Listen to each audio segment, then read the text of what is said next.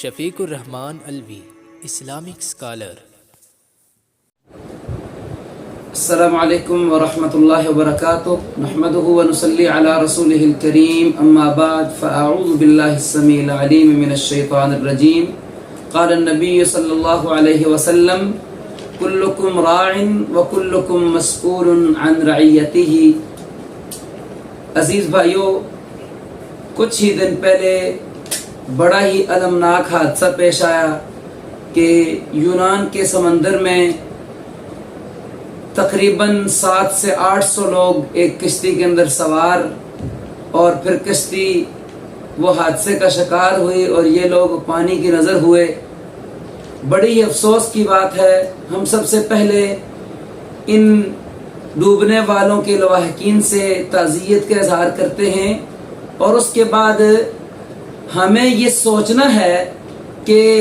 یہ جو حادثہ پیش آیا یا اس طرح کے جو حادثات ہوتے ہیں، اس کا ذمہ دار کون ہے؟ تو اس کی ذمہ دار وہ نااہل حکومت ہے کہ جس کی پالیسیوں کی وجہ سے لوگ مہنگائی اور بے روزگاری کا شکار ہو کر پھر اس طرح کے اقدامات کرتے ہیں اور پھر اس طرح کے حادثے رونما ہوتے ہیں۔ حکومت کو ہوش کے ناخن لینے چاہیے اور ایسی معاشی پالیسیاں بنانی چاہیے کہ جس کے ساتھ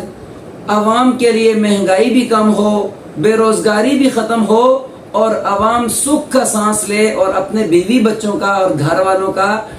آرام سے محنت مزدوری کر کے پیٹ پال سکیں۔ تو جب وہ ایسا نہیں کر سکتے، محنت مزدوری کے باوجود اشیاء خوردونوش یا استعمال کی چیزیں ان کی پہنچ سے باہر چلی جاتی ہیں اور وہ مجبور ہو جاتے ہیں پھر اس طرح کے اقدامات کرنے کو، پھر اس طرح کے حادثے رونما ہوتے ہیں، تو حکومت کو یہ سوچنا چاہیے کہ ان کی پالیسیوں کے اندر جو خرابی ہے اس خرابی کو ختم کرنا چاہیے، اور ایسی پالیسیاں بنانی چاہیے کہ جس کے تحت عوام کو سہولت ملے اور وہ اپنے ہی ملک میں رہ کر اپنے بیوی بچوں کا پیٹ پال سکیں۔ اور دوسری طرف ان کو اپنی آخرت کی بھی فکر کرنی چاہیے، کیونکہ رسول اللہ صلی اللہ علیہ وسلم نے فرمایا کہ تم میں سے ہر کوئی وہ ذمہ دار ہے، اور اس کی ذمہ داری جو اس کے ماتحت لوگ ہیں اس کے متعلق اس سے سوال ہوگا۔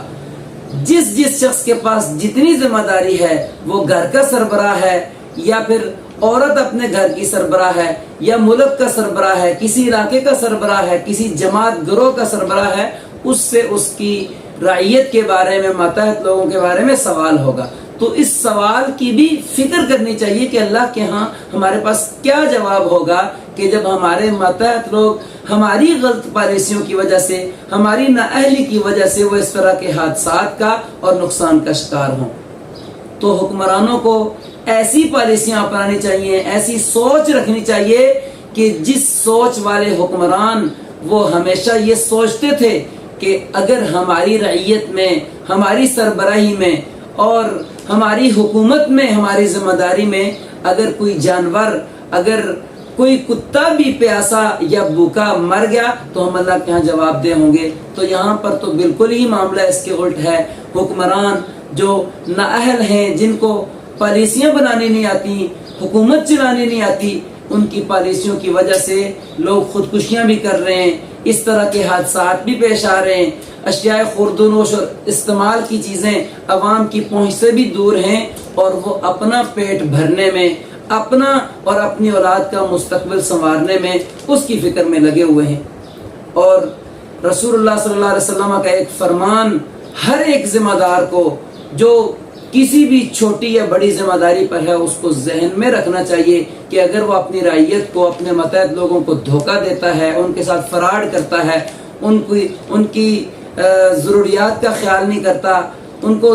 نقصان کے اندر مبتلا کرتا ہے، تو رسول اللہ صلی اللہ علیہ وسلم نے فرمایا کہ کوئی بھی شخص جس کو اللہ تعالیٰ رعیت عطا کرتے ہیں، ذمہ داری عطا کرتے ہیں، پھر وہ اپنے ماتحت لوگوں کو دھوکہ دیتا ہے اور اسی حال میں اس کی موت آ جاتی ہے، تو اللہ تعالیٰ ایسے شخص پر جنت کو حرام قرار دیتے ہیں۔ ما من عبد یسترعیہ اللہ رعیۃ یموت یوم یموت وہو غاش لرعیتہ الا حرم اللہ علیہ الجنہ۔